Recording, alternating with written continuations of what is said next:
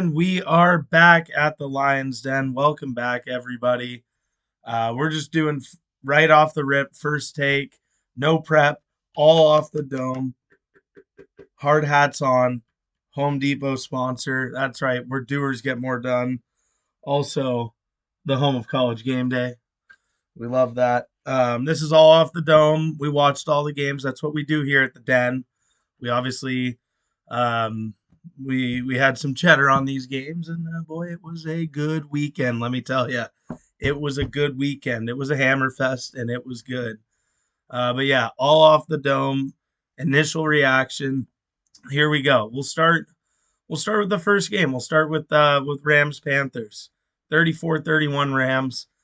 I mean, it's playoff Puka Nakua. What do you expect? The Rams came out gunning to Puka, and it worked. And whenever the Rams use Puka like that, it brings a tear to my eye because, I mean, he's just the best playoff receiver I have ever seen with two eyes. He makes every catch. He's always open. He's Mr. Consistency. He's just a joy to watch. It's like when you turn on the TV and there's a Adam Sandler or something like that, a Happy Gilmore, a Billy Madison on, and you're just gonna laugh. It's really good stuff. Stafford was okay. Bryce Young did his thing. Bryce Young kind of did his, look shitty for a little bit and then come out of nowhere. It was pretty good. Panthers have a lot to be happy about. I would not extend Bryce Young to the big mega max. If he wants to do like a Sam Darnold type deal, 3 for 100 with some opt outs, I think that would be great for both sides. Panthers still have not a great roster. They got to keep building it. Rams, they're on to take on the Bears, and we'll get into that. That game was crazy. Bottom line, though, having Devontae back, you love that.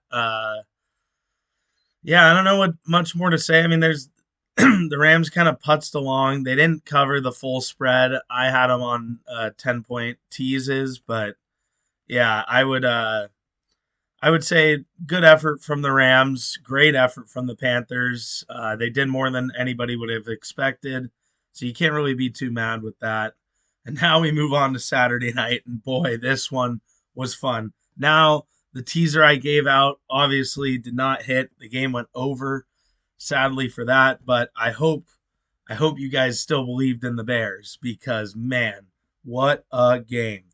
That was a domination in the first half by the Packers. Bears offense honestly didn't look horrible. It was just it was a little out of rhythm. And then when you don't convert a couple fourth downs, that's how you end up with 3 points at halftime, which is just not what Ben Johnson offenses do. As for the Packers, I mean, they looked incredible in the first half. They were getting anything they wanted. And then at halftime, everything flipped. Everything flipped. It couldn't have went worse for the Packers after halftime. They only had one run over 1 yard in the second half from the running backs, I believe. And maybe also, I don't think Love scrambled. But and then Caleb turned it on. I mean, we need to put on shades. The future's so bright. I mean, my Lord. Caleb Williams, this guy, everybody's been doubting him. Guess who never hopped off? This guy right here. We never gave up on Caleb Williams. Why would you give up on such a good talent? Why would you give up on a talent that can make throws from the heavens? Throws that only, dare I say, Patrick Mahomes could make. Right? Like, that's what we're talking about. Allen, Mahomes, Herbert, or not, well, we'll get to that. Sorry. Kind of. More Mahomes, Rodgers, Stafford, Allen, and Caleb Williams. These guys, the guys that can do it all. Every throw in the book. And guess what? He can run better than any of them also. But that 4th and 8, game on the line, season on the line, embarrassing home playoff loss to your arch rival on the line, and you roll out of the pocket, hit a little jump man logo, and flip one to Odunze. That's just a thing of beauty. I mean, A+, what a game. That was awesome. LaFleur, is he going to be out of town? The fact that there's so many rumblings I want to say yes, he's going to be out of town. If I were the Packers, I wouldn't run him out of town. They kind of got hurt by the injury bug this year, and I just don't understand what happened at halftime. But what a game! And then I guess we'll preview the other games next week or later in the week. Now moving on to Sunday. I was at work for this one up at the California Golf Club. It was very, very nice day out, a lot of work. So I wasn't fully engaged on this one. Got watched most of the game and then got all the fourth quarter. But I did watch a good portion in the second quarter when I was doing rounds. I just Josh Allen takes a beating and gets it done. And I hate that I had to root against the Prince because I love Trevor Lawrence. I have also never given up on Trevor Lawrence. One of those QB talents. Guys can't miss talent. You can't give up on him. And we'll get to why you want the talent because the next game I'm going to talk about, oh boy, we had some stinky poo-poo quarterbacking in that one. Yikes, it was bad. But I mean, I found myself rooting against the Prince, and I mean, sadly, I'm happy because it's Josh Allen. This guy is a warrior. He's, I think, the best football player I've ever seen, other than prime J.J. Watt, maybe. I mean, that's a whole different story. Or maybe this guy right here. Oh fuck, you get it, Antonio Brown. Okay, Antonio Brown. But yeah, the Bills. The rushing game was non-existent. Jags shut it down. Jags offense didn't look great. Liam Cohen, some very questionable clock management late. Look, first playoff game for him as a head coach. A lot to hang their hats on, though, for the Jags. And look, the Bills are moving on. That was a must-win for the Bills. You can't go one and done with no Mahomes, Burrow, or Lamar in the AFC playoff field. You can't do it. You can't do it. I also might or might not have a couple free play futures on the Bills. Don't tell anybody. Yeah, so hey, gotta love that. I mean, but when we're talking about Josh Allen, he's timeless. Every time he has the ball, you feel good. You feel like he's gonna get it done, and most of the time he comes through for you. I mean, it's like Mr. Pickle's Sandwich Shop in San Mateo. For any of you guys who know that place, great sandwich shop. My guy Luis down there. Anytime I go in and I turn the corner after parking in the McDonald's parking lot, and I turn the corner, open the door, and I see Luis in there, I know I'm about to get a great sandwich. I just know it's gonna be great. He doesn't miss. Now when I turn the corner and I don't see Luis, I'm like, eh. And that when Mr. Pickles doesn't have Luis, that's like having Jalen Hurts a quarterback. And that's the next game we're going to talk about. Because, I mean, yuck. That was disgusting what Jalen Hurts did today. I was watching the game with one of my buddies, Casper, and I was telling him, I think, like, I'm not a Brock Purdy guy. Not many of us smart football minds are, but we got to give him credit here, and he's been playing much better lately. I don't think Brock Purdy's a pussy. He at least tries. He goes down swinging. I'll give him credit for that. Jalen Hurts might be the biggest fucking pussy I have ever watched play football. It is disgusting. He doesn't just hand off, run. Let me look nonchalant, no emotion, has zero get up and go. I mean, there's no rhythm to the offense. No wonder A.J. Brown is dropping these slant routes. Well, he hasn't had the ball in over an hour because there's zero rhythm to the offense. It's horrendous. And look, I've always said, when I talk about Jalen Hurts and any quarterback, when I'm talking about a great quarterback, and I think, what's my number one concern? I don't like it to be, can he throw the football? Because, oh boy, I saw some Jalen Hurts quackers that just in the air. They were just quacking. But yeah, I mean, that was horrible. And he's just, I mean, that whole offense, Sirianni, what a poser that guy is. I mean, they're just like, it's lethargic, shitty. Like, the Niners didn't play great by any means, and Purdy made some horrible throws. But look, I'll give Purdy this. He goes down swinging. And this Niners team, Shanahan, I wish they could re-vote on Coach of the Year, because after this, Shanahan should be runaway favorite coach of the year. It's incredible what he's doing. It's truly remarkable. But so yeah, I mean, that's that game. The whole time you kind of just felt like, oh, the Eagles, like, what are they doing? They're not doing anything. I mean, I was sitting there the whole time like, there's only a 6 point game, 16-10. Really? Like the Niners got this. This Niners game. But yeah, so the Niners, they're gonna move on to Seattle. Early initial reaction, like Seattle in that one. We just saw that game last week. They physically manhandled them. But what a win for the Niners. Got to give credit where credit's due. Just what a battle. And Bob Saleh. Oh, Bob Saleh. I mean, oh my God.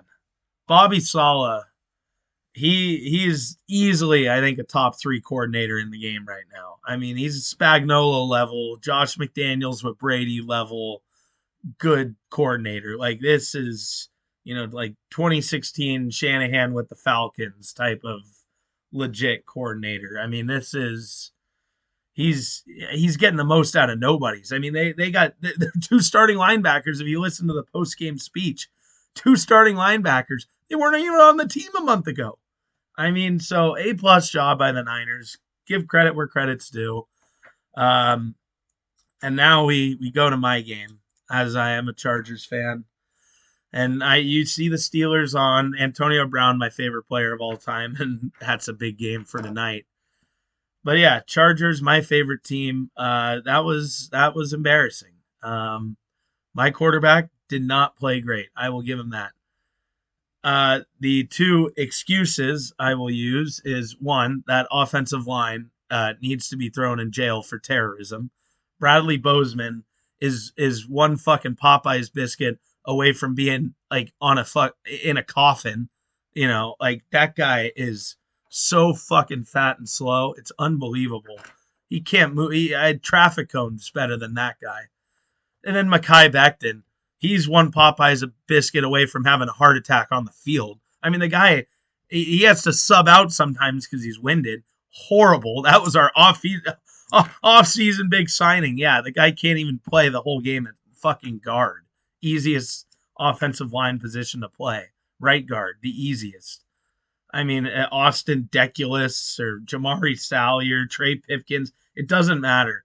This O-line is horrid without Slater and even with those 2, the middle of the line needs to get better. So yeah, I mean, Herbert's been getting beat up. The QB hits, pressures, all this, like they've just been getting hammered. I mean, and you lose 16-3. Like, and yes, Herbert was off, but he's so battered and beat up that he's not right. And we know, oh, it's just the left hand. No, it's everything. It's like what they were talking about and what Romo and Nance were talking about in the Jags game. Like, Josh Allen is beat to shit. But, I mean, and then Greg Roman's got to go. Because this offense doesn't work. He's archaic. He's such an average offensive coordinator. There's no rhythm. There's no pizzazz or anything good with this offense. I mean, you're running a play action on 4th and 9 with the game on the line. And then, of course, Bradley Bozeman does the ole, hits the matador on him, like just horrendous stuff there. Yeah, so Greg Roman's got to go. Need offensive line changes. And then we need a big X receiver. I'd love Carnell Tate out of the draft. Or if you could go get an A.J. Brown, because I promise you this, we aren't going to fucking not use him for an hour like the Eagles do. And they're unbelievably horrid offensive game plans. Just terrible. As for the defense, A++. They were playing out of their fucking mind.